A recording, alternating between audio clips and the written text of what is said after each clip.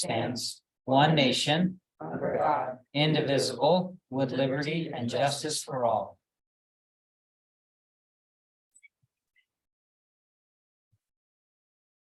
So next item is our agenda. I had a brief conversation with John about this, and I think, Jamie, you have a hard time constraint to wrap up by 10:45. And just to ensure that with executive session, where there'll be some important discussion, we don't concatenate it.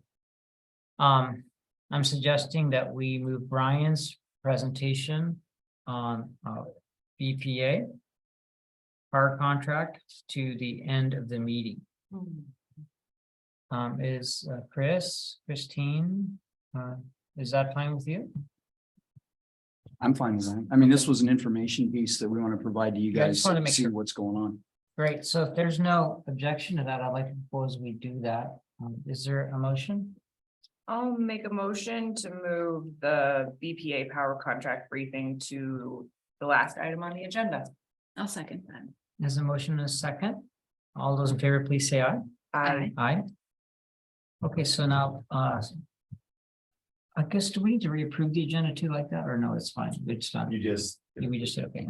So the consent agenda has 2 meeting minutes, the regular meeting, of course, our open, meeting on discussing expansion of the distribution system, municipalization on the 13th, and the approval of the claims for today. I'll make a motion to approve the consent agenda. I'll second. There's a motion and a second. All those in favor, please signify by saying aye. Aye. Aye. Aye. The next item on our agenda is public comment. Can someone help with seeing if there's somebody online who has public comment? And then is there anybody in the room who would like to make public comment?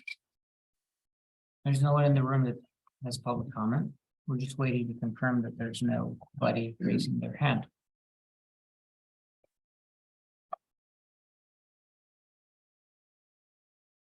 It's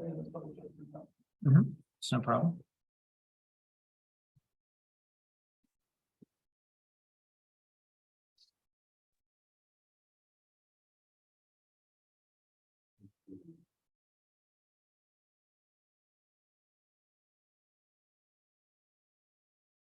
We do show participants, right? We do, yeah, the 12 participants, no Q&As. Okay.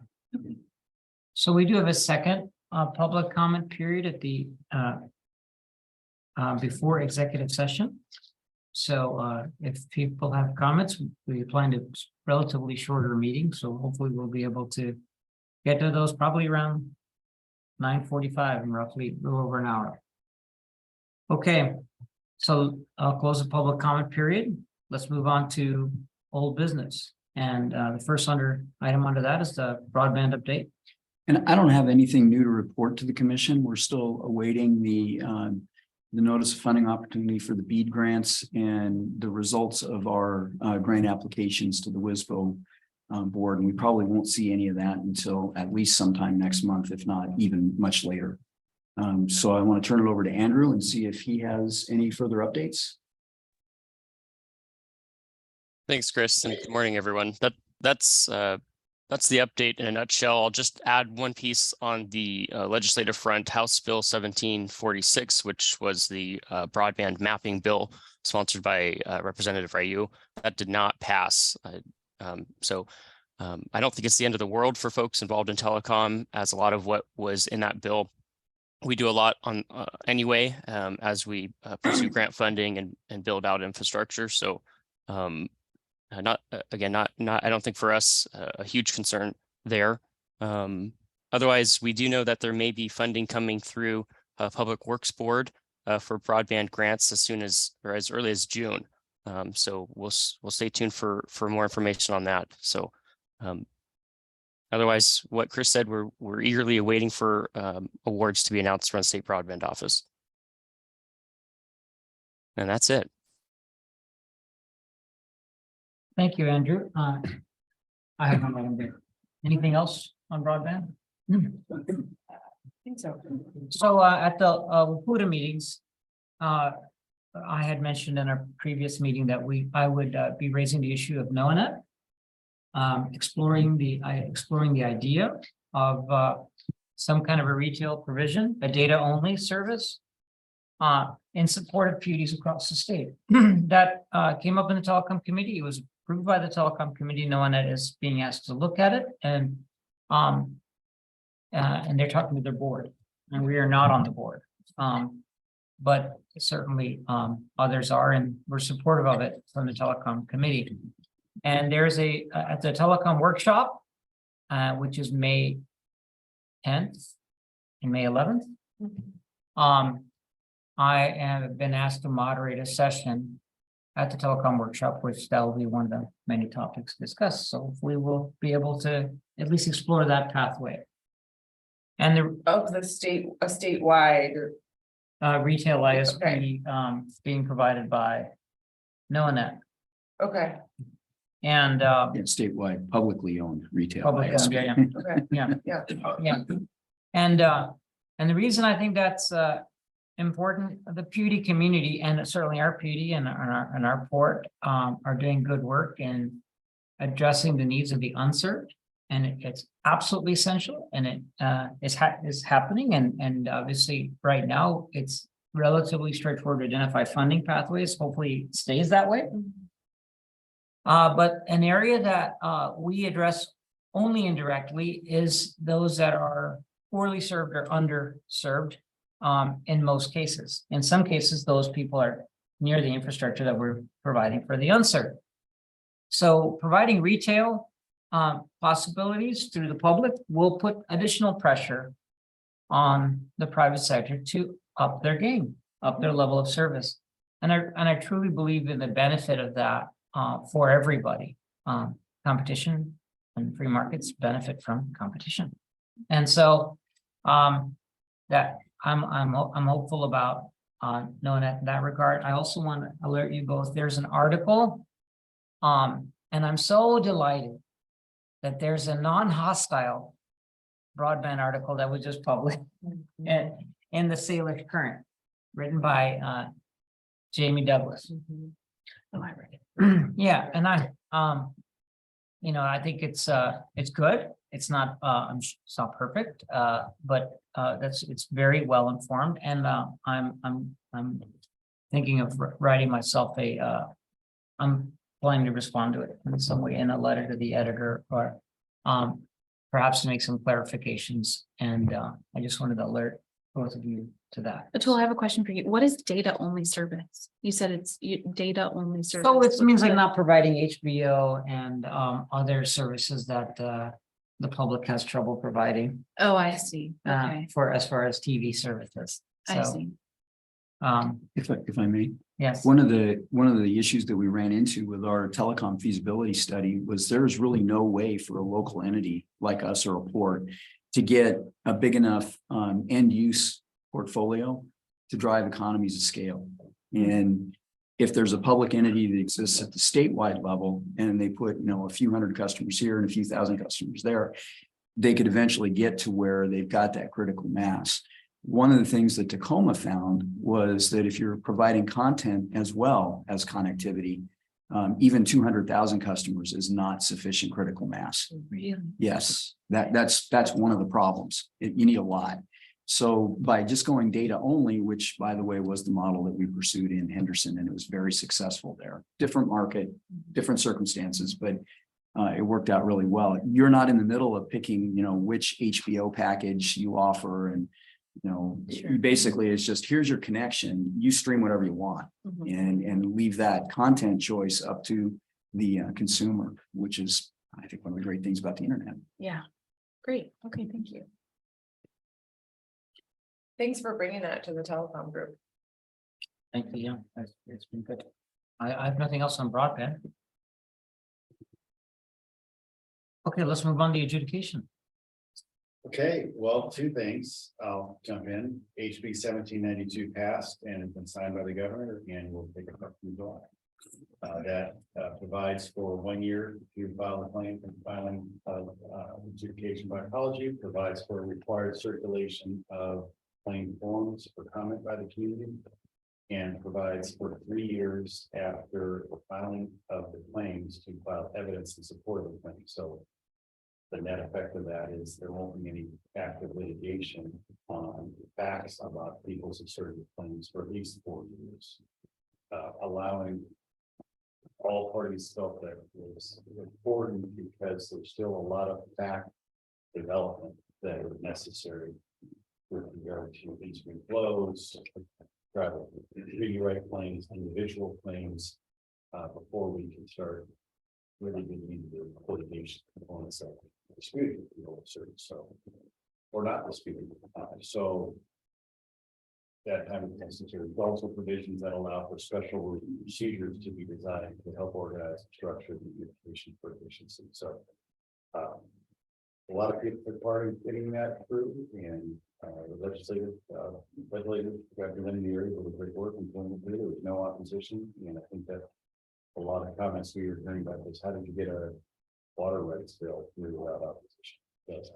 It was narrow, it was surgical, and that was designed that way to try to move it through overcomplicated policy. Also, the budget provisos that we were looking at did make it into the final budget, and they really don't take effect until the 2024 and 2025 fiscal years. So there's from those appropriations that won't be this year, but it will be for technical assistance to educate people on how to file adjudication claims. There'll be funds made available for facilitation of settlement discussions, and then also for studies related to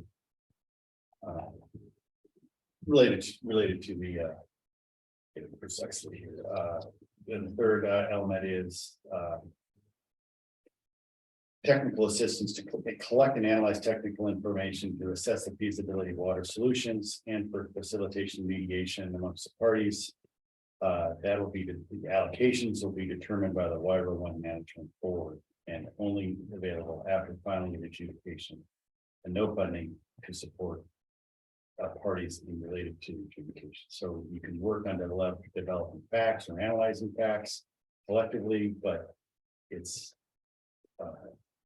you can't take money from the adjudication funding for this and not to use it to support parties' litigation position. So all these will run parallel. They're given funding efforts, but they don't commence until the 2024 fiscal year. Well, thank you. Again, a big success in terms of supporting the right kind of process. It's a collaborative approach. I think that the commission's directive in trying to approach this adjudication. So we'll be talking about other avenues. So I wanted to share that I had a pretty much short notice lunch with Robin McPherson in Fairhaven at Skylarks, and she was on her way back to Olympia, was going to take a train. So I met with her for lunch. Her main topic that she wanted to talk about, she wanted to improve her outreach. She said that during COVID, she hadn't been able to do it to the level that she wanted to. And so I'm reaching out to all of us to, she's planning to come up monthly. The PUD probably has, we're not going to learn anything new from Robin, probably, because that level of dialogue has happened and is happening. But what she was interested in, people that are otherwise going to fall through the cracks in terms of education. So like small farm groups, and others interested in learning more about adjudication. And she's willing to, she met with realtors, for example, on her last trip. And so, and she said it was quite a animated experience for her. Anyway, so she's willing to do it work though, and provide a one-on-one on adjudication. So her next trip is on May 10th. I think she's meeting some people from the Environmental Caucus on May 10th. I suggested that the idea of a small farms type of event on May 9th. And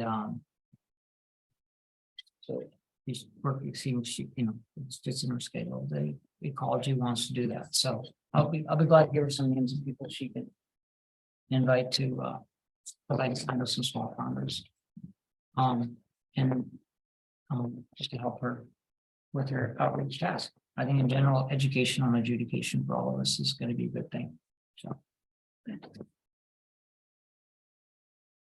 Bill Clark, that's why I would speak to one of the routine, it's in that time frame, so I said.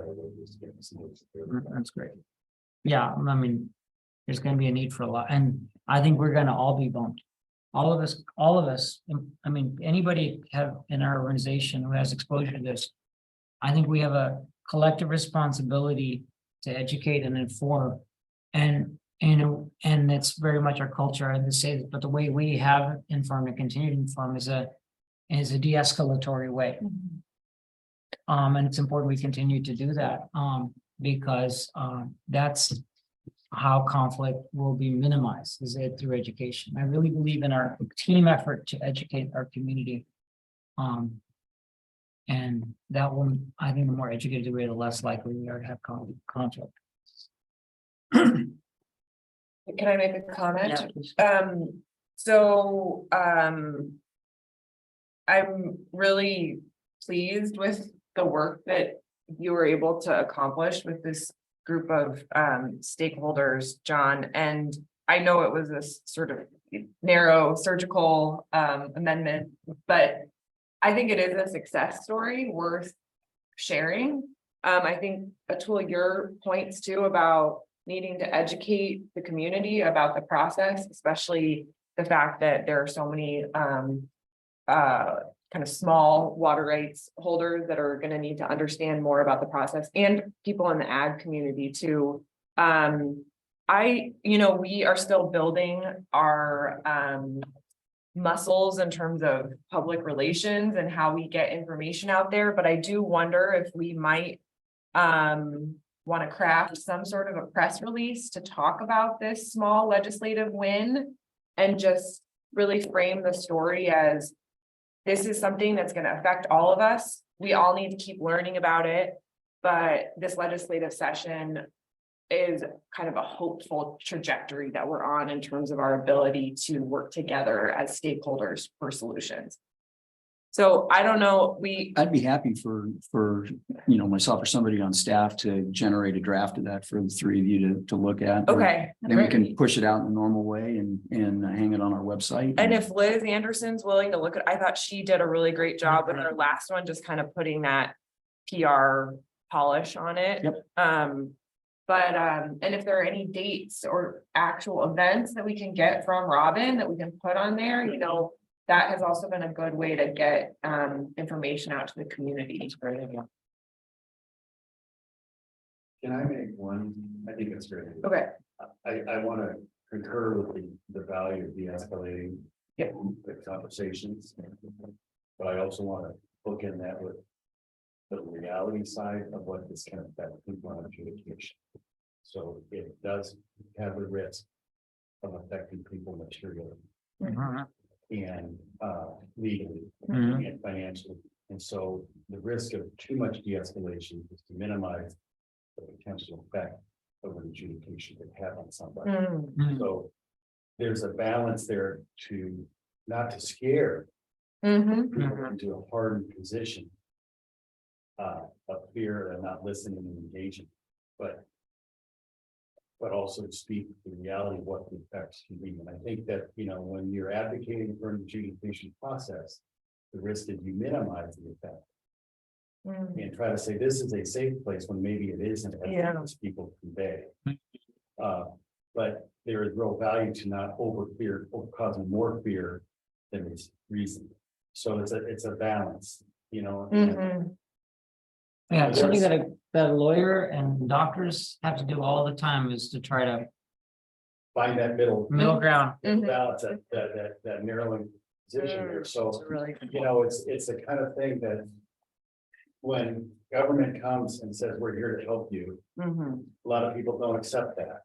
And then when they say, well, by the way, we're here to help you because we, as maybe the agency driving the applications Mhm. is gonna make a report that says you're gonna lose, you're low on the list of water rights and you have a risk of losing it. And they say, well, why, how are you helping? And so it's a difficult position ecology's in having that conversation. And I respect Robin for how she's trying to walk through that. But I just caution the concept of de-escalation is important, it's really critical. But recognizing there is a potential for material adverse effect. I think those are very good points, and I'd say, you know, de-escalation is one way to put it. I mean, I'd say another hope with all of this is that we can have our process go much faster than Yakima, for example, or that, you know, so yes, there will be pain, there's going to be conflict, but let's all give everybody the tools that they need to be informed and prepared and try to do it with as much respect and, you know, a clear process as possible and get to the end as quickly as we can. And this is a good discussion of the piece of press release, because for the budget proviso and elements of this bill was providing opportunities for education, funding for, you know, engaging in how to fill out an adjudication claim, Mhm. you know, and a required process that we share the form so people can comment. So it is a massive education process. Yeah, in the community, because it is going to be significantly more complex than adjudication. Mhm. And it doesn't have some of the underpinnings that led to a solution in Yakima. That whether it's the existing districts or some existing Yakima Nation water contracts. The factors that eventually led to some resolutions, they don't all exist here. So we all share a goal of getting this accomplished sooner, Mhm. but I caution it's also far more Mhm. from groundwater to the lack of other mitigations. Mhm. I think Thanks for the discussion. one thing I would just suggest, that the best way to look at this is there will be adversarial relations throughout the adjudication. There will be controversy. And our goal is to be able to do that without animosity. Mhm. And that's kind of the key. Every public debate that we've seen in the last 10 years at any level has been characterized by that kind of division and animosity. There's no need for that here. We can all start from the same page that, yes, there are going to be people who are harmed, you know, their function may be harmed by the outcome of this. But at the end, we have to do something for Whatcom County and the tribes. And this is the vehicle to get that done in. We have some ideas that we'll address for the litigation discussion.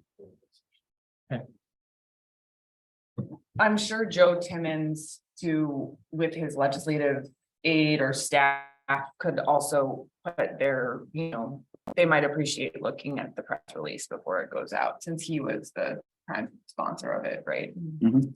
So I'm sure we'll all see the press release ahead of time, but John, you're bringing up points that, so the tone of the press release is not going to be celebratory, right? It's going to be more like factual and you know, this is the education piece and it like inviting and my concern is that the PUD takes a strong like pro adjudication, yay, all of this stuff, and then you alienate large swaths of people that are they're going to Excellent point.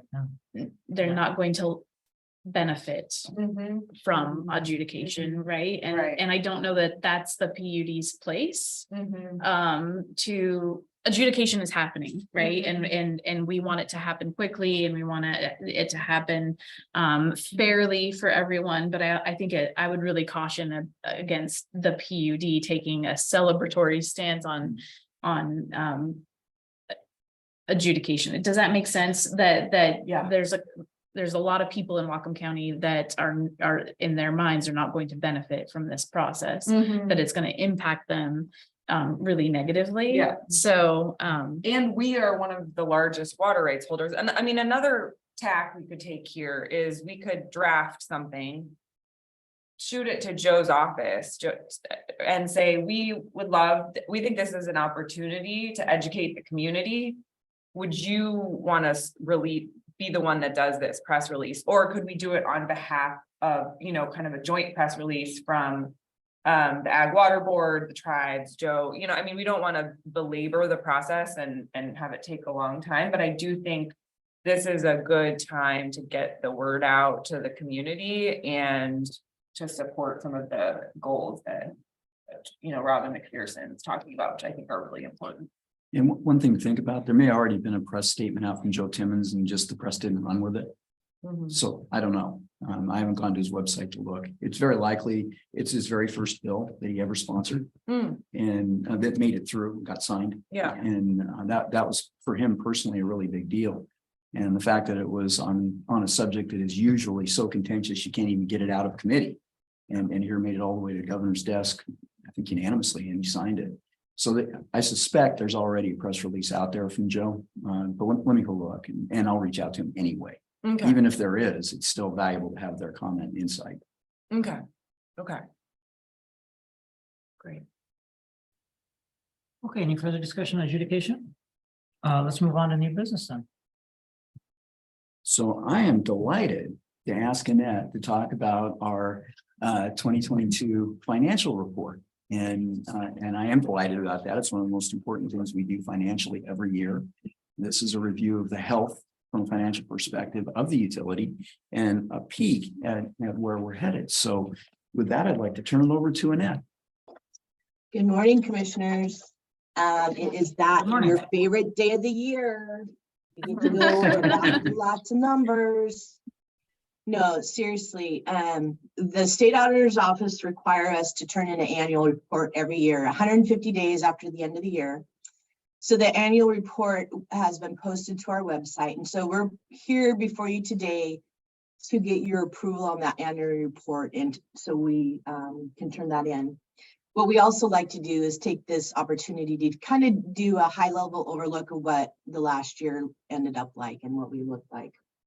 So I always like to start off with some pictures of what happened during the year.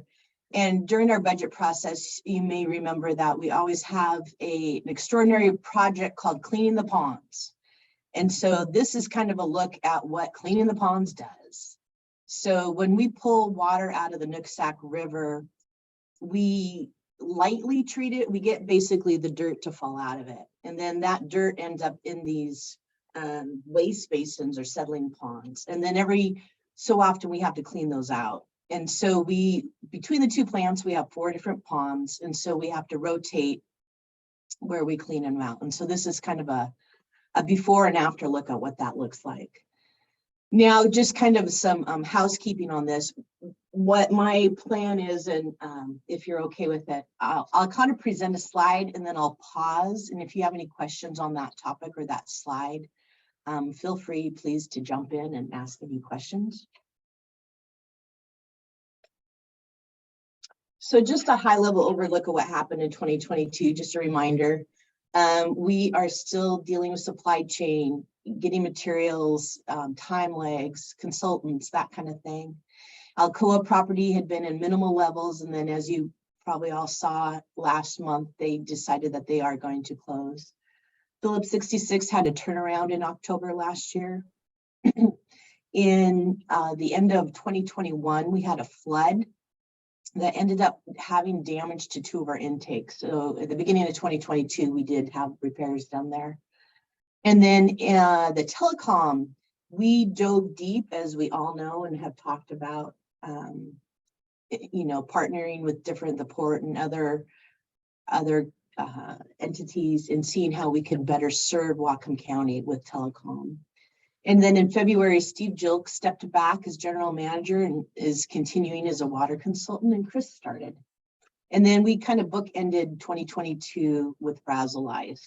And if you remember, Kurt did a really good job showing, it was kind of an extraordinary Frazzle Ice situation when the ice dam broke on the Nooksack on Christmas Eve. All right, now we're getting into the numbers. So just to kind of high level, this is not a generally accepted accounting layout. This is not, will not tie necessarily to what you see in our annual report. This is more of a budget layout.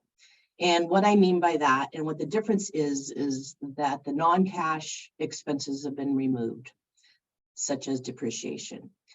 What also has been removed is the in and out of the Phillips 66 pass-through. So because that number is so large, it tends to obscure some of the variances that you maybe should look at. And so that has been taken out. And then also the capital portion that we collect through the rates is down at the bottom. So the layout on this is current year, which in this case is 2022, compare it to last year, and then compare it to our budget. So in the next couple of slides, I'm going to take this piece by piece and just talk about the big variances of the big things that happen to each of the little categories. So the first one's revenue, and that one doesn't have a lot of variances. That's pretty steady. That miscellaneous revenue at the bottom always has some variance, and that just collects interest revenue, it collects penalties, it collects lease revenue, things like that. And then down at the bottom there, I also included the last several years of water consumption and power consumption. Just you can see what the trends are going on there.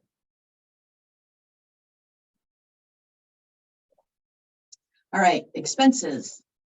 Bit more involved on this one. So we'll just go line by line. So that first one, labor and benefits, we're over what we did in 2021, but we're under budget, and that makes sense. The 2022 budget had 5 new positions to be hired, and we filled 2 of them. So that makes sense that we would be over 21 and under the budget. The O&M expenses, those look pretty flat, but there were some swings. We didn't fulfill all of our extraordinary maintenance projects, but we did go over our budget in chemicals and in some services to maintain our infrastructure and our operating systems.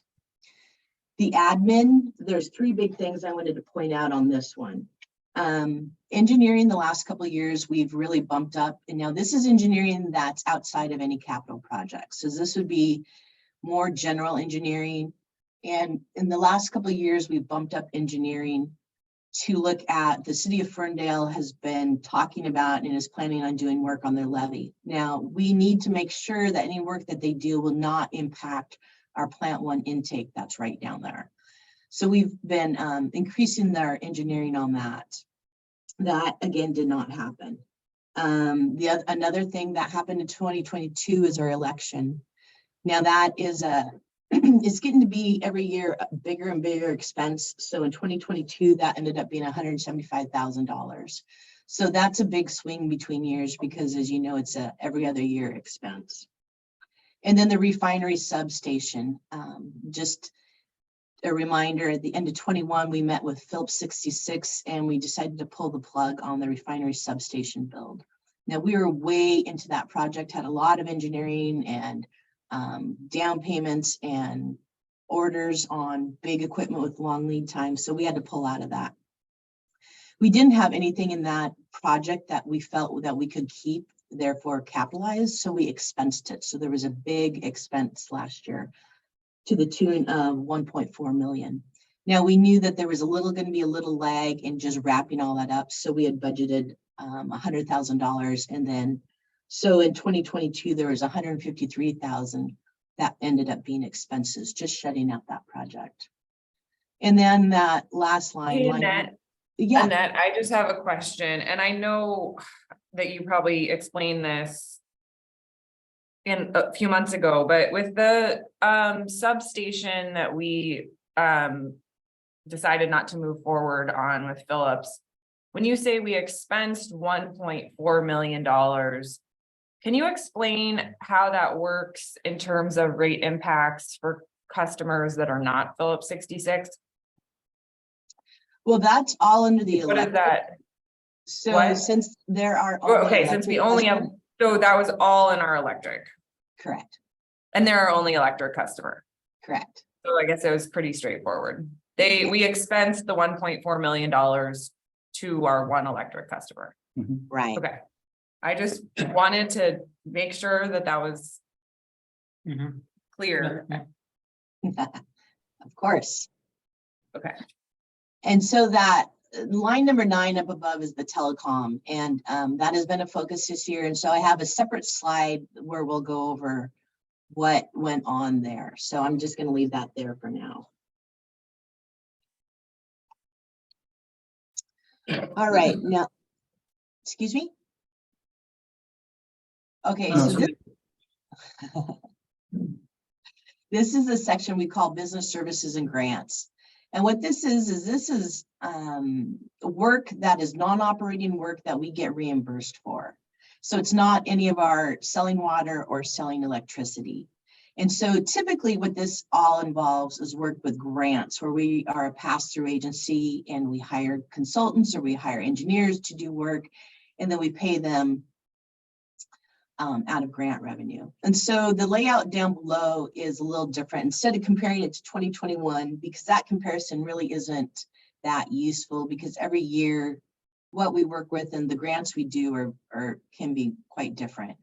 What I did is just compared revenue and expenses. Now, the difference there is always timing, but then each grant is a little different. You know, some grants we aren't reimbursed 100%. Some grants we don't get reimbursed for our time, but we do continually to charge our time to these, so we're more accurate in our record keeping. So we have the top 4 there were grant oriented, and then we also had some work where we were reimbursed by an outside party. So our broadband manager Andrew did some work, and we were reimbursed by the port and by Petrichor. And then that bottom one, we had Phillips 66 had an energy efficiency, project that they were reimbursed from BPA, and we were the pass-through agency on that. Now, the nice thing about that is that we, being the pass-through agency, get to keep a small portion of that. So of that 183,000 that we received from BPA, the PUD was able to keep 25 of that. And then we were passed it on to Phillips. All right, and then the bottom section is more the capital side of what we collect through the rates. And so debt service, unless we issue debt, that's super easy because we have debt service schedules. We know exactly how much we'll be spending each year. And then the transfer to capital, that's what we collect through the rates to pay for current or future capital projects. And that can vary depending on how cash tight we are every year. And then down below, I listed out the bigger projects that we had worked on during the year. And then I also included the refinery substation. So you can see that in the orange line down below.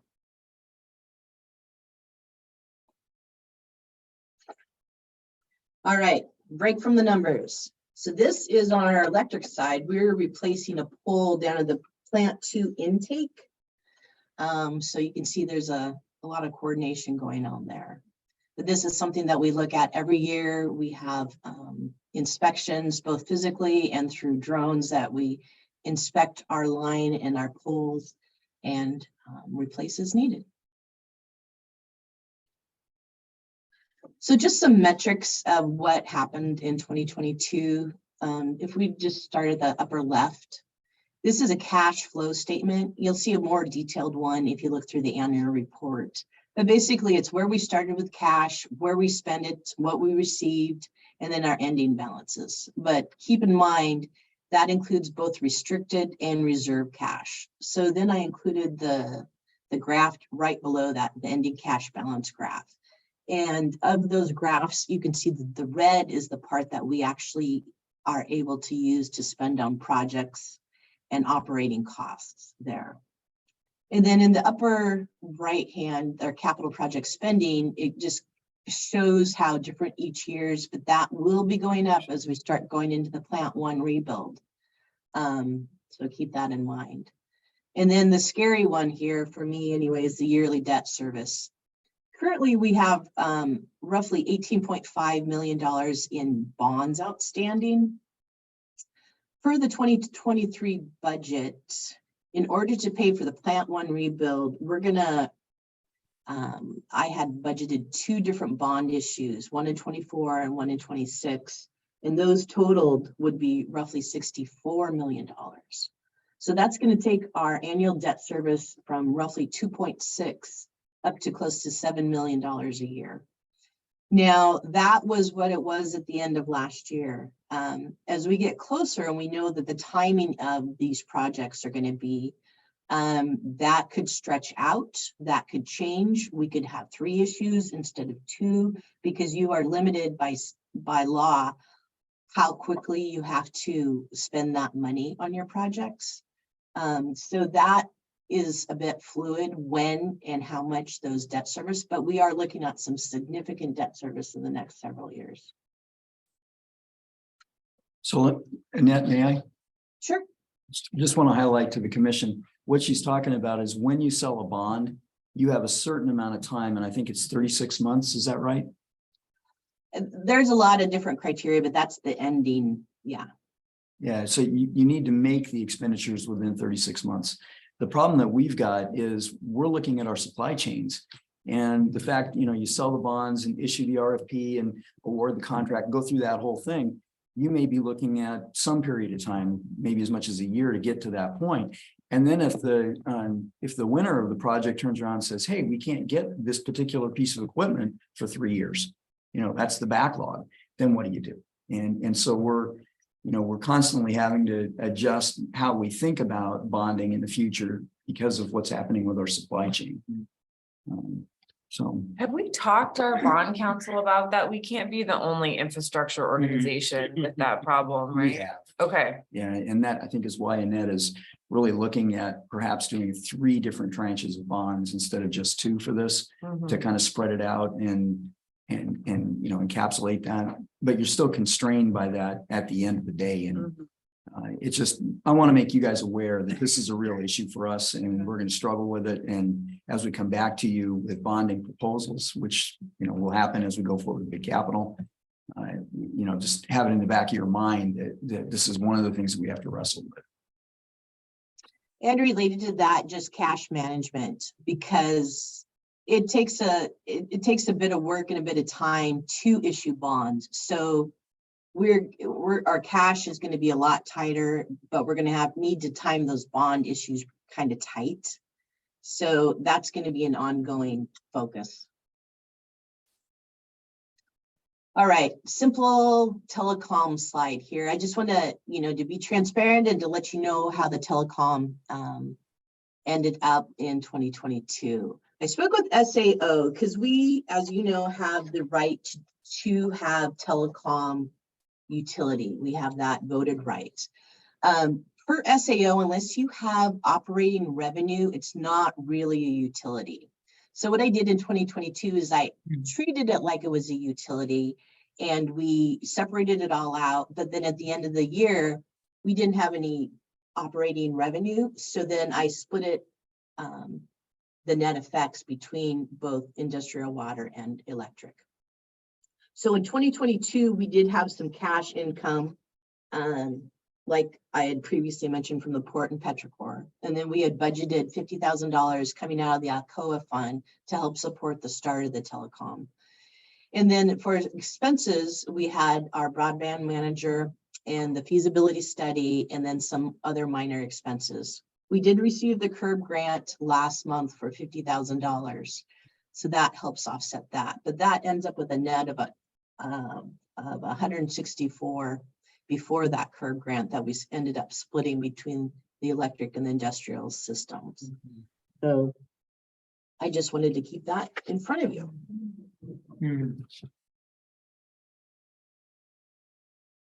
And then now looking into 2023, just kind of some of our concerns. Sorry to ask the question that it occurred to me. Sorry to interrupt you in that. It is on that last slide. And is there a way to borrow the money to close that net income loss?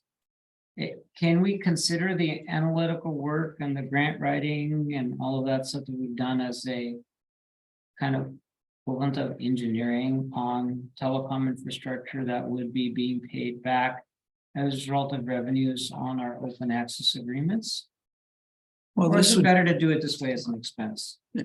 well, so if you put yourself in the position of a lender, they would look at these and go, nah, we're not gonna loan you the money. So you think about if we went to a bank to get a loan to cover this, which is that short term, that's what we'd have to do. Mhm. And they would look at it and say, yeah, this was some advanced groundwork. There's no physical capital residue, so you don't Mhm. really have an asset to loan against. And I think they would decline the loan. Yeah. I really think this is the best answer here. Right, okay, and it also makes clear that there's only so much of this kind of a thing that the PUD can reasonably budget, right? Until we have some actual interest, a business operating in this capacity.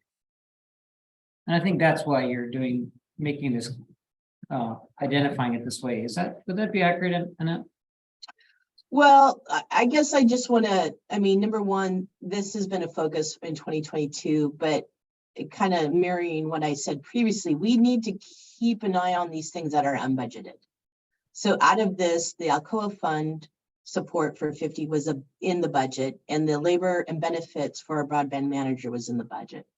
And then the telecom feasibility, I believe, was in the budget, but everything else was not. So as our cash is going to start getting tighter, we need to be aware of this, if it's not in the budget or not.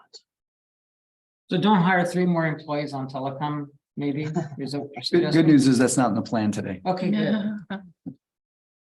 So Chris, given that, just back on this telecom slide, Annette, given that we have, millions of dollars worth of grants that we're waiting to hear on, the BEAD dollars, and does this concern you at all, or do you feel like our chances of success, going forward? How are you feeling about this slide and our prospects with telecom going forward? Yeah, so to Annette's point, this was planned. This was a known planned loss, if you will, for 2022. And we have a similar known planned smaller loss for 2023. And so, am I concerned about this? Absolutely. Does it worry me or keep me up at night? No, it does not. And looking forward, where we're headed is at some point, and I don't know if it's going to be in the broadband office grants or the BEAD grants or what, at some point, we're going to get a grant. And then we're going to install capital, and part of that capital will generate dark fiber revenue. Mm-hmm.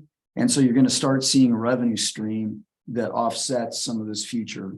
Now, at the same time, we're going to actually own assets, so there's going to be depreciation. Mm-hmm. So, a non-cash drain on it, but still you have to consider that. So I see revenue growing. Will this ever be what you would consider in a, business sense profitable? I don't know. Mm-hmm. Probably not. This is probably going to be a break-even proposition. Which is what we're designed to do. Mhm. Yeah. Mhm. And then are we gonna get some overheads for, usually those grants don't have much overhead, but will we have a little bit to help cover labor and things like that? Or you don't know? think so. Okay. Okay. We're trying to work with other people who want bits and pieces of Andrew's time. Mhm. And today, everybody's like, oh, yeah. And then we propose the interlocal agreement, the ILA. And they go, you know what? We don't think so. And they don't even sign them. So Okay. I'm not sanguine about getting a whole bunch of revenue to offset the time Mhm. Okay. until we start leasing dark fiber. Right. And then we'll see a little bit of revenue. Okay. Thank you.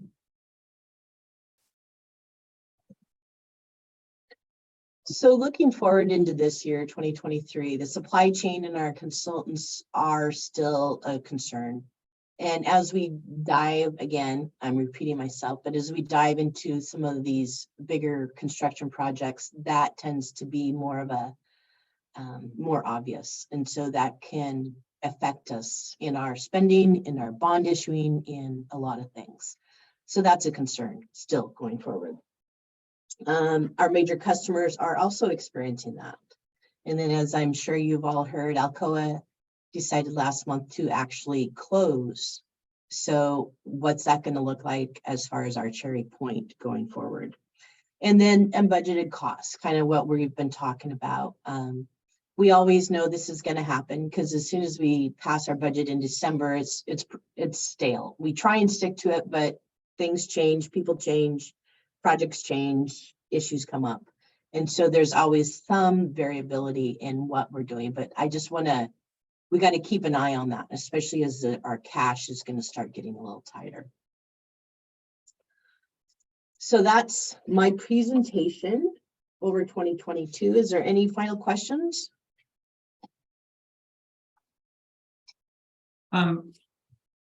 So just regarding Alcoa, would you be able to maybe give us a feel for what that, I mean, how does our contract end with Alcoa? How is it terminated?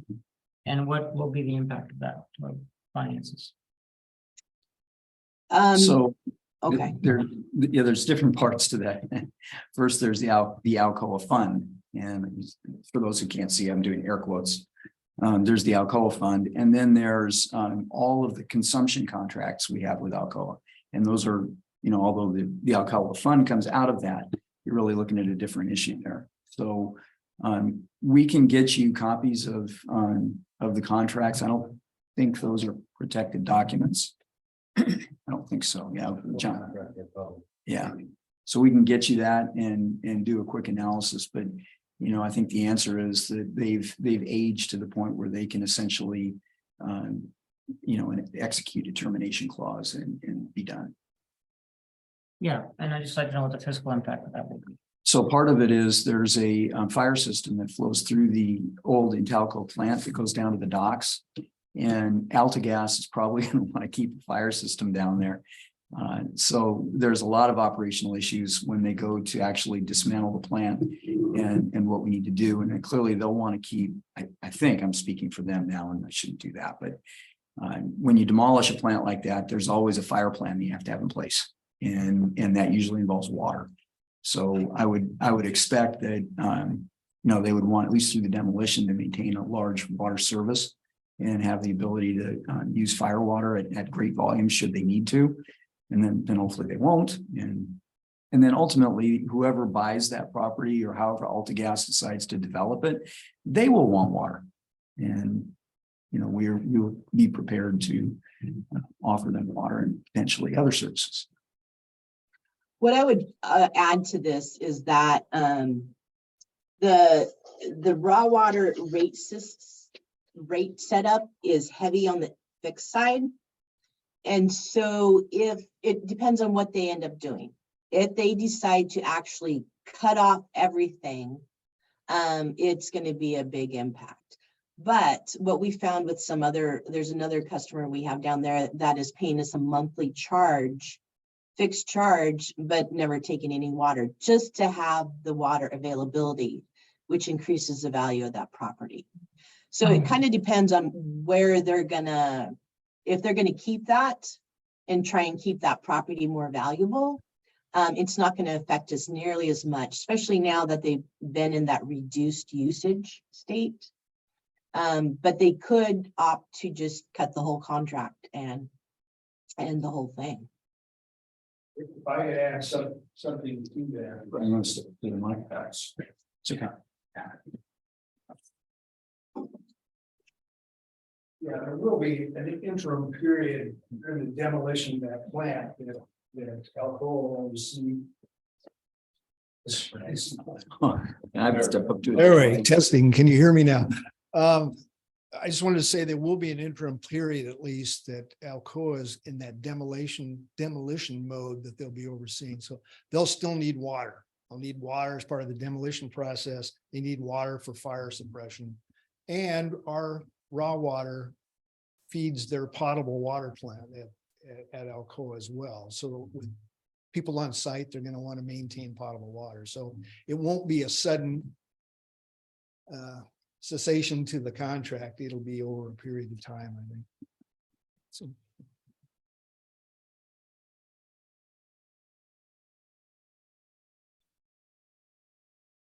Yeah, just a slight correction.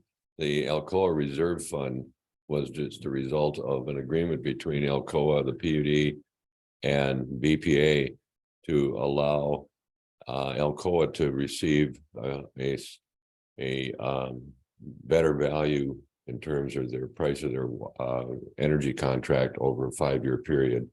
And we reached an agreement to pass that energy through the PUD.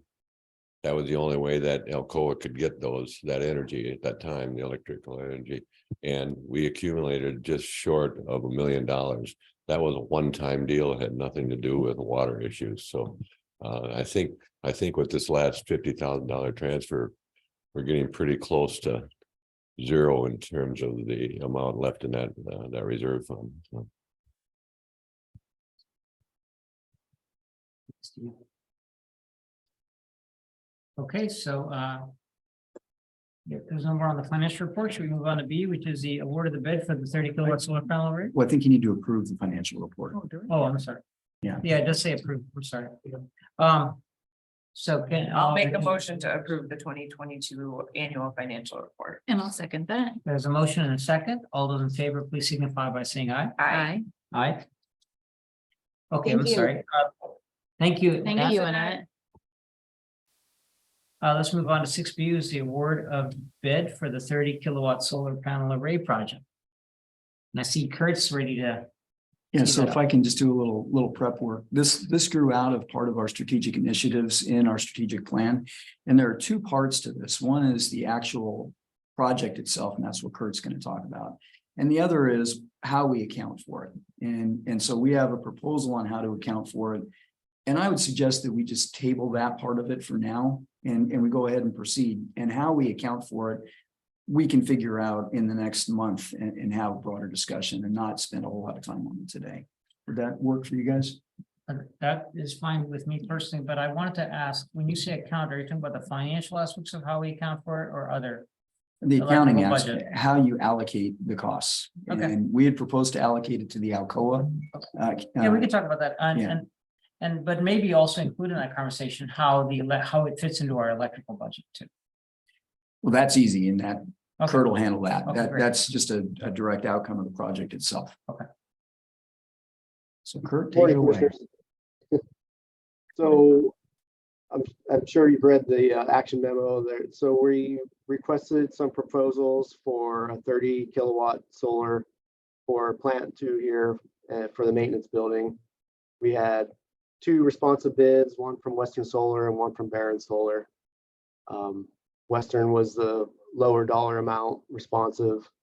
To give you some idea of the project, it would go on our maintenance building, which is just north here of the admin building, just past the substation.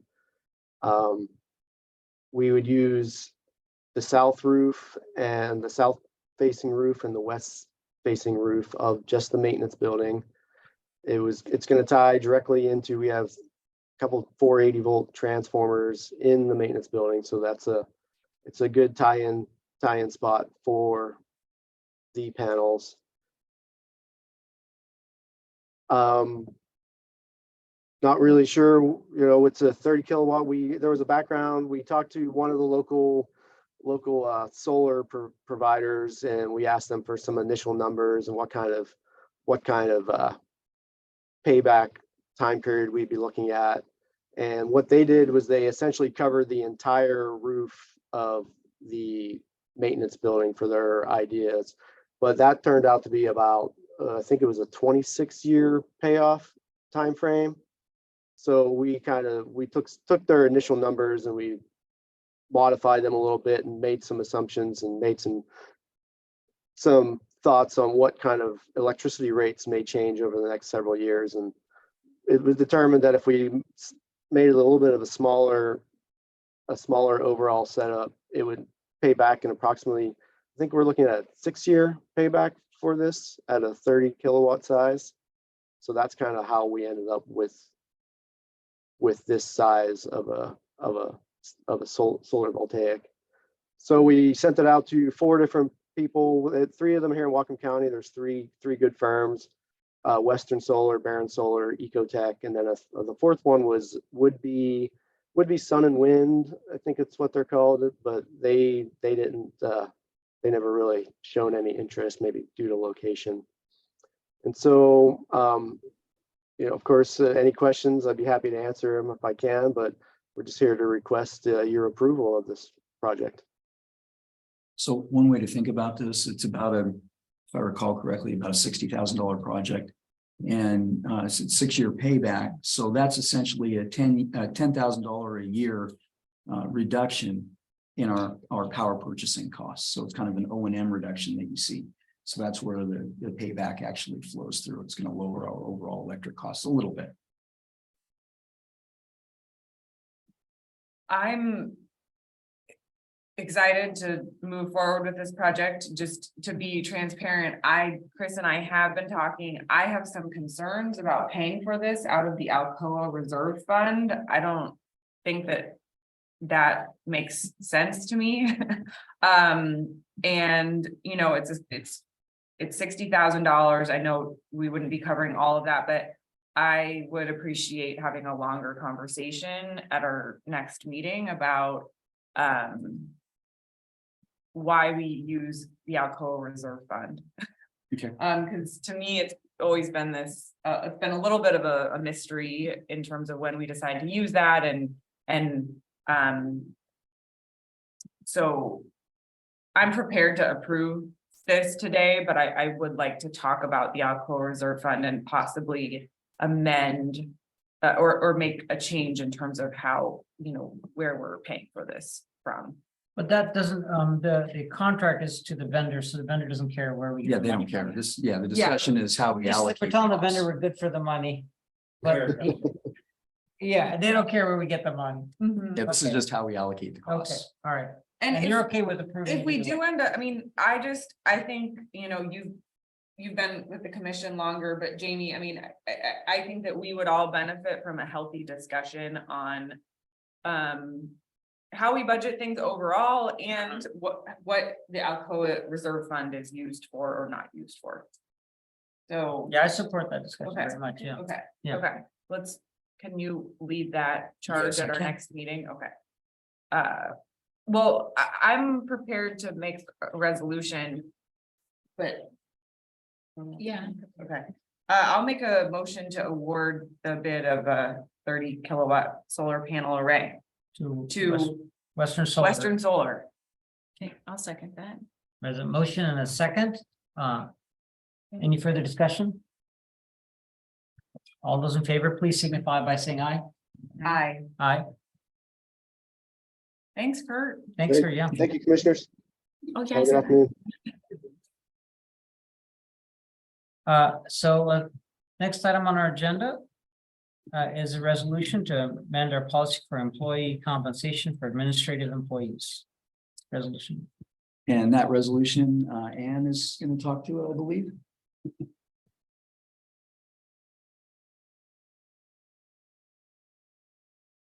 Perhaps not. Oh, sorry about that. Here we go. Can everybody hear me? Yep. Okay, thank you. This is a, excuse me, proposal to amend our resolution for the policy of compensation of administrative employees. We recently had one employee use the Washington State Paid Family Medical Leave Program. So we needed to come up with some guidelines for using that. And so that's what this resolution is for. Yeah, I've read the packet. And we've had attorneys look at it and make sure we're in compliance. And this is one of those policies, you don't write it until it's triggered. And if we had 500 employees, it would have triggered, probably weeks after the law was passed instead of years after. Sure. And we probably won't ever have to use the family paid medical leave program. Washington, again, just kind of was a circumstance with a new employee. Any discussion? I'll move that we approve resolution number 831, amending policy for employee compensation for administrative employees. And I'll second. There's a motion and a second. All those in favor, please signify by saying aye. Aye. Aye. Okay, and so I'm just doing a time check. It's about 9:20. And what we discussed is to move the Bonneville Power Administration Power Contract briefing to after executive session. I think we'll stick with that plan. I think we'll be faster than 60 minutes in executive session. Yeah, it's okay. So let's move on to the general manager's report. Thank you, Commissioner. I only have one item. We are going to need to respond to the WIRA one survey on what the, those 6 questions that they asked. I forwarded to everybody, and they've been posted on the WIRA website. It's a public set of questions. I sent out my proposed answers to those. And so what I'm seeking from you guys is either direction from you to go ahead and answer on behalf of the PUD as I've described, or modifications or changes on what I'm suggesting here. And we have to do that by end of day today, is that right? Yeah, okay. Yeah, I need to, it has to go on Sure, the Survey yeah. Monkey today. Mhm. And they were good enough to extend us a day. Okay. So we're actually one day past the original timeline, but I talked to Becky and she said, no problem. You're an engaged party. We know that you're looking at it, and so they Yeah. moved the day. Well, I agree with all of your answers to those questions, and we did discuss some of them previously, so I'm comfortable moving forward with you submitting those. I'm as well. Can I get back to you later today on them, or do we need to make a motion in this meeting? Well, I think that I just need the direction from you guys to answer on your behalf, and then I'm fine with, getting more input from you guys and Yeah, so maybe so we're and provide your input and. I didn't know that we needed to get back to you. I'll get back to you by this afternoon or if you at can the end get of the back to me meeting. by like 3, Yeah, then I can answer by 4. okay, I'll do that. Thank you. And that's all I have to report today. But we don't need to make a motion or We don't anything. need to make a Okay. We're basically just agreeing that Chris can respond to us along the lines of what. Yeah, that I I've think kept. it's generally within his authority. Yeah. He's just, it's a. Courtesy. What politics, he's advising the commission what he intends to respond, and if the commissioner has any individual comments, Perfect. make them by 6 today, but try 3 today, but try not to have it real, substantive changes that would be of a policy nature that would no one come back. I won't have time to. Thank you, commissioners. Let's move on to the operations report. Yeah, commissioners, I just have a couple of project related comments. And it's on the water side of the business. Happy to report that we've got 2 projects that are actually coming to conclusion. And one of them is high head pump number 4 at water plant 1. We had actually sent it out for refurbishment over 2 years ago. And it was brought back once and did not operate properly. There was too much vibration in the pump. So went back again, came back a second time, and unloading the pump for installation in our plant, the contractor dropped the pump. So back to the factory it went. Anyway, it kind of illustrates some of the supply chain problems we've had, but I'm happy to report last week we got the pump back. We've installed it and tested it, and it's been running successfully ever since. So my hats off to operations staff for their tenaciousness in seeing this one through. The other one is the compressor, the new compressor installation, also at water plant 1. And if you'll remember, the compressor is being installed to boost the air burst capability we have for frazzle ice conditions at the plant, air burst of the screens. That project is almost done. It'll be finished first part of May once we have a final checkout and close out of that project. So we'll have 2 under our belt. And there's several other ongoing ones this year, but that's all I have to report. Thank you. Thank you, Brian. Let's move on to commissioners' reports. I would like to go first. Hmm? I would like to go first. I'll go. I don't have much. So I did attend the WAPUDA conferences, last, I guess it wasn't last week, it was the week before. I don't know, time is a mystery to me. So there were a couple of things that I thought were worth discussing here, though. One of them is we had a roundtable discussion and for new commissioners and people are asking questions of some of the more senior commissioners about just issues that they were having, trying to see if other PUDs had the same issues, but I had brought up that it's really difficult to collaborate with other commissioners when you can't speak to each other because we have a 3 commissioner board. So one of the suggestions made by some of the other PUDs is that they have more frequent work sessions, sort of informal meetings, no action is taken. There's no public comment, but it is public. And I really like that idea. And I know I don't want to say nobody, but most people don't want to have more meetings, but I just feel like it would be really beneficial in some cases, beneficial to me, maybe beneficial to you all. Sure, yeah. To have, maybe an hour and a half in an evening. I don't know how frequently, but for a couple of things to more informally discuss things. We often have longer business meetings, and sometimes that's because we don't have the opportunity to discuss anything until we're right here in this meeting. That it could be beneficial to have 1 or 2 meetings a month where the conversation is easier and no action is being taken. So I don't know. I just wanted to float that as an idea. I would love that. There was another funny suggestion about acronyms. That one of the PUDs said that if during a business meeting, if somebody uses an acronym, then they have to donate to it's like a swear jar, but it's the acronym jar. That I think would be kind of fun. Have to give Chris a raise to. Now I said interlocal agreement, ILA. So I said it and it's spelled.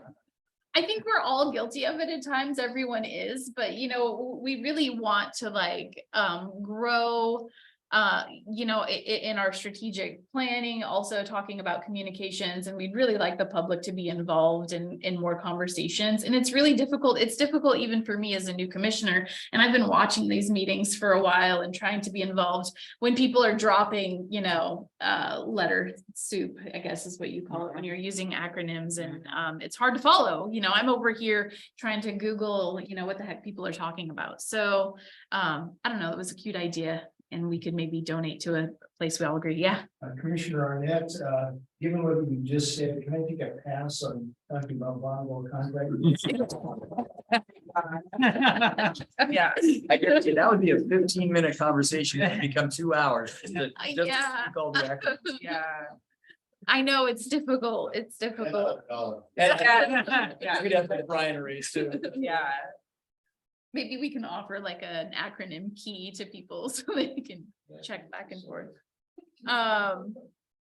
Okay, so and speaking of communication plan, I know I've brought this up before, but we have forward movement on that. We'll be discussing. Do we know when we'll be discussing that? Discussing a plan for communications. Well, Chris and I just spoke this week in collecting some sharing some materials about our social media policy engagement, for guidelines around the book, which will relate to Okay. So Chris and I are trying to coordinate our calendar to get that. Okay, great, thanks. Christina's also asked as Okay. press on the social media. Okay, That may be a good workshop conversation. it would be, yeah. And I don't know how we formalize that. Do we just all agree that we want to have a meeting and I don't. Yeah, sure. Okay. Yeah, and leave it up to staff to, get the calendar invites and all that other stuff. Okay. We can handle that. So. Yeah. Do you guys want to discuss that now, a time, or do you want to discuss it at the next meeting? Yeah, I mean, timing I think wise? that we can work with, Chris can work with all our schedules to put together a Okay. workshop to discuss our, organization's communication strategy. Okay. Can I Yeah. jump in Yeah. here? Another thing I was gonna bring up is, just because the year flies by, it really does, and we're gonna have budgeting before we know it.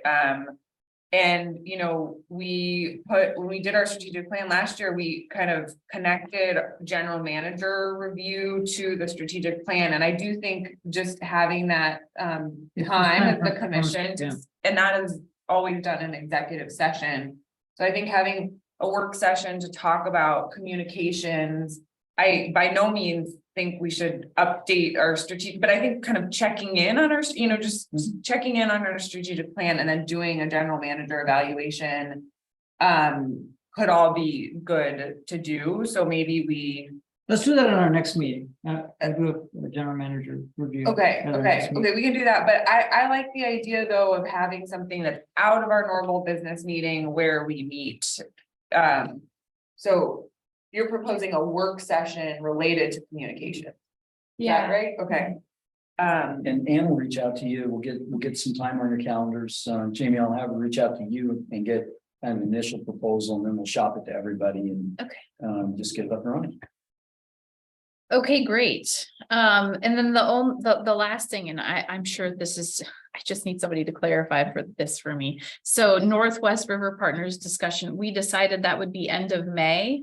Yes. So for whatever reason, I was like, we're doing that today, and then. I'm working on a memo that I'll get to both of you beforehand, because I was the one that put it on the agenda, but Yes. didn't give quite enough background, and so I will get that to you So beforehand, and I'm let's working just- with Chris. Yeah, on that. send it through me. Of course, yeah. Okay. Yeah, I'm not gonna.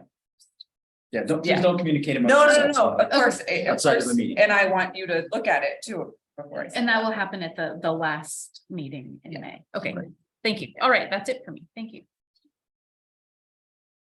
Christine?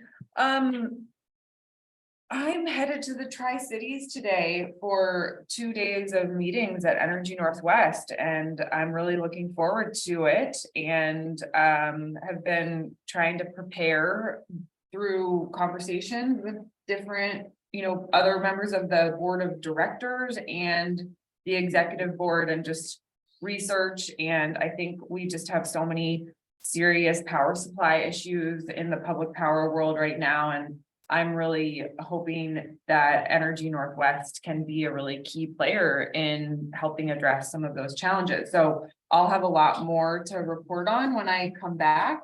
But I've talked to Chris and Brian about this, but I'm definitely planning to bring up the fact that our community has suffered directly because of a lack of tier 1 power being available for restarting the Alcoa plant, for example. That was 700 jobs, hundreds of millions of dollars of private investment, and a shot at a green aluminum smelter.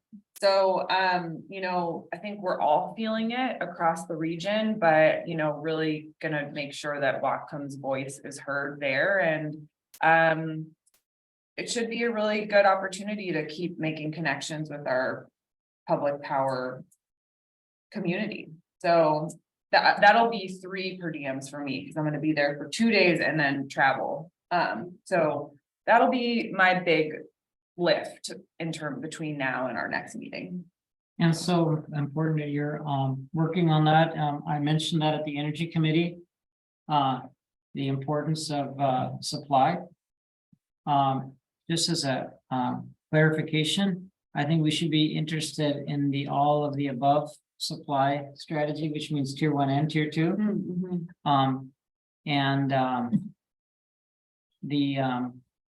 Of course, tier 1 and tier 2 weren't very far apart not too long ago.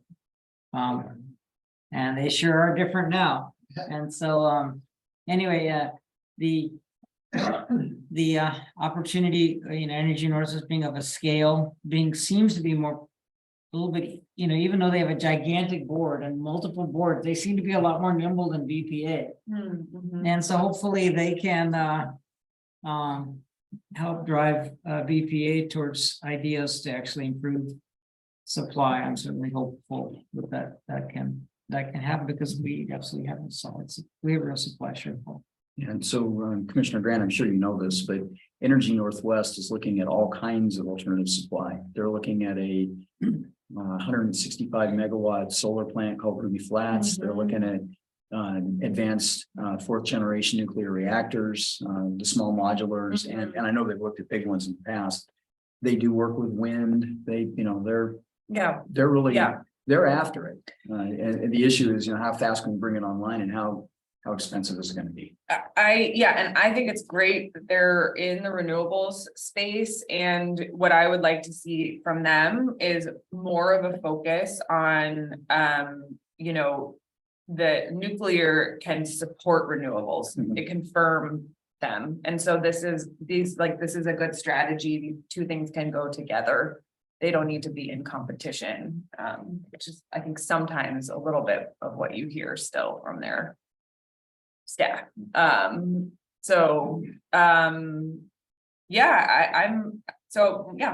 more after the meetings. Yeah, thank you. And the main thing that I wanted to bring up was I want to attend the Northwest Clean and Affordable clean and renewable, energy events, clean affordable renewable event. It's a Zoom event that's happening this week and next week. I believe it's the first event is going to be Thursday morning from 9 to 11. And the second one is on May 9th from 9 to 11:30, I believe. They may be both 9 to 11. But I'd like to attend. I'd like to per diem it. I think it costs something like $300 to attend. So I'd like to associate with that, also expense that. Who's presenting that? What's the name of the organization? Northwest. Is it called the Northwest Clean Energy Alliance? Do you remember? Is it where Nancy Hirsch works? Yes. Yeah. The Northwest Energy Coalition. Northwest Energy Coalition. Thank you. Thank you. Yeah. I have a question about that, and it's actually just sort of overarching. They tend to be, I just want to, they tend to be on the more hopelessly optimistic about prices of delivered renewable energy. I mean, like, it's part of the reason that and Chris and I talked about this, is that there was a lot of statements made a couple of years ago about how even implying shaped renewables were going to be available at a lot cheaper than they actually ended up being available. And I would say there's a range of numbers that are coming out in the price per megawatt for what the delivered quantities are. But I still want to keep tracking what they're saying about as far as projections on that front. Okay.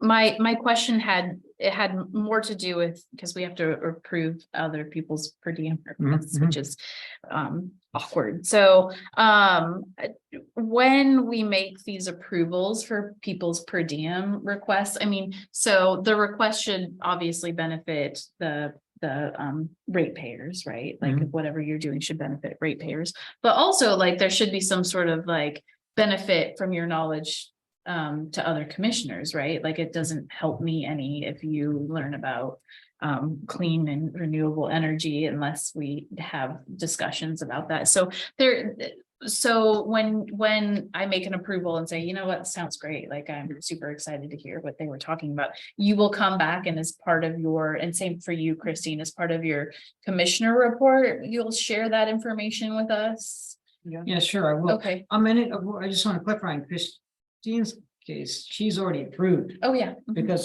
she's our representative to Energy Northwest. So anything she goes to for Energy Northwest is, but in my case, yes, Okay. I will also commit to report back on it as I'm. Okay. Yeah, just for clarity, I'm pulling up. There was an encouragement that you make the report, the commission report, and have an express requirement. We talked about it. really occurred. And as I recall, the per diem policy I'm supposed to be looking for here. We didn't require that there be a affirmative vote Oh, okay. on approval. We said you needed to disclose it and say you intended to do these things. And if there was an And objection, there's an objection or discussion, like asking the question of what's the value to the PUD, tell me. And then if there was concern, a commissioner could try to say no. It is a difficult position. The question is, under the statute, isn't what the ratepayers is for the benefit of the district. And so who makes that determination? You delegate it to somebody, or you guys decide collectively, or you say, it's the position that is kind of sent, let the commission decide, but let's inform what people are intending to do, but don't require a firm to go to. Okay, Puts the onus that someone, if you're really concerned, you better be able to speak up. sure, yeah. No, I'm excited about the projects that you both will be working on. I just want to get that benefit from it also. Absolutely. Absolutely.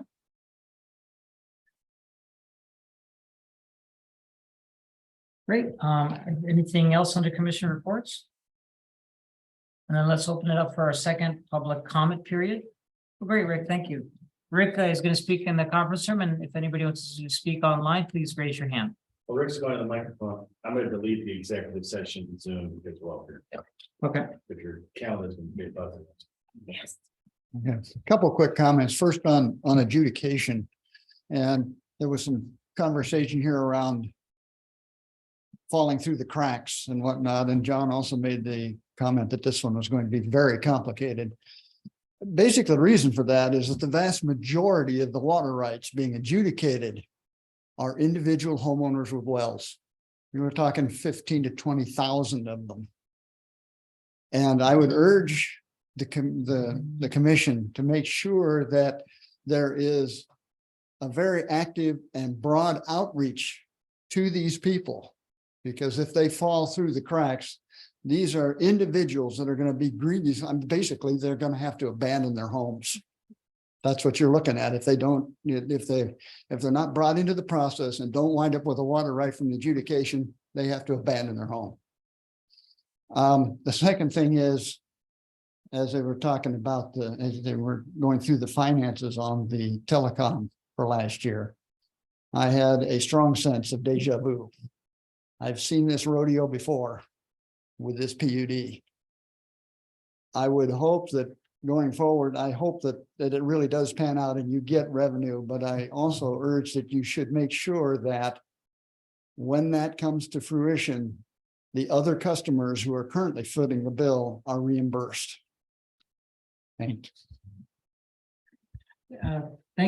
If I may, I would like to make sure that, because there's one thing that you said that I think is a very important point about homeowners being asked to engage who are on private wells.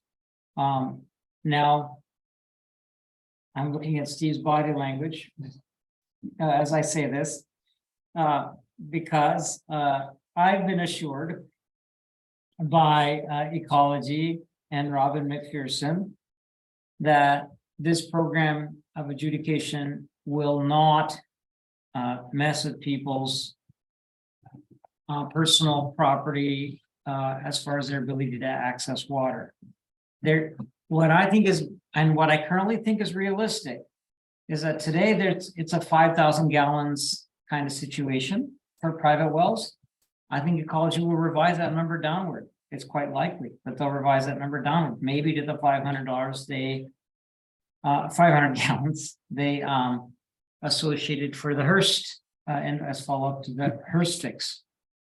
And the plan that was our community had to come up with, which the Ecology essentially did on our behalf, to define what new private wells could be able to access.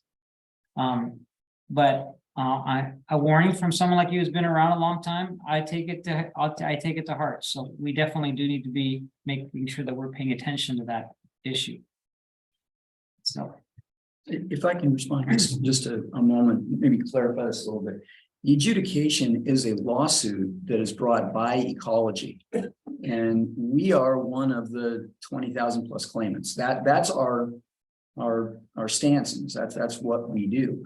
So, I'm not gonna say that some other group of claimants is gonna get thus and such out of the process, because I don't know that. And I'm not really sure how ecology could say that, because they're not, once the suit is filed, it's really up to a judge to say what's gonna happen next, and not ecology. So I'm a little concerned that Robin is making statements like that. And she knows, she's an attorney, if I recall, she knows what this is all about. So, we got to kind of bear in mind that our role in this is try and set up a process that is more likely to have collaborative solutions coming out of it over time. Not to guarantee an outcome, because we just don't know. And we can't know. And that's, we're making the leap. The other thing is, it's on ecology to notice all the claimants, not on us. And to the extent that we can help them do that better, and it doesn't really cost us anything, we absolutely should. But, if there's a failure to communicate here, it's on ecology. And, because they ultimately have to reach out to each one of these claimants and notify them that they're a party to the lawsuit. And here's what you have to do to file your claim. And here's what we're going to do about that. And supposedly there's going to be a public process now where at least the people who are going to get these, check the box claim forms will have some ability to see that up front, maybe have some input on it. And there should be a process around that. But, again, this is a lawsuit brought by ecology, and we are simply a party in it. I'm just looking at the time, and I really want to hear from Brian too. Should we get our executive session started? Yeah, so that sure, we yeah. don't, Yeah, okay, yeah, thank you. Yeah, because this conversation is good. it's good. Yeah, it is. We're fighting against the clock a little bit. Okay, I'm ready. Okay. Whenever we put it in. Okay. Brian, I'll come to you. We're going to estimate. If we're efficient with our time, 20 minutes, and I'll check out. We do not expect action coming out of this. Oh, so you may be able to get the whole. Yeah, show. maybe, yeah. Chris, Yes, we don't sir. have any general litigation now. on this, do we? I don't believe so, no. Appreciate it. No, I'll keep thinking about it. I'll keep thinking about it. Yeah. That's one of the things that makes this adjudication different from any other that's been done. It's just a vast number of individuals. No, it's understood. And by the way, the example wells is, it's 5,000 for domestic, it's 5,000 for livestock, 5,000 for, well, and these are additive. No, For, they're not additive. no, I don't think they're additive. So, It's 5,000 comprehensive for all that. well, except for industrial. Industrial was separate 5,000. there's no limit on cattle. Yeah. There's no limit on cattle. So that's the other thing when you come down to it for these places. Exempt wells have. There's not just one use from an exempt well, there's multiple uses, Mhm. which are separate. So yeah, it's really complicated. Okay, we need to get rolling. Thanks, Rick.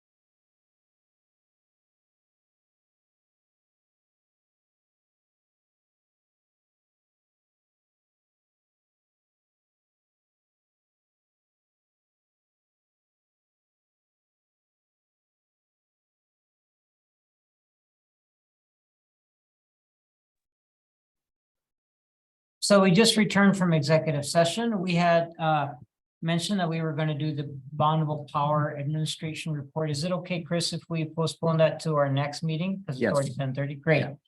So it'll be on our next agenda.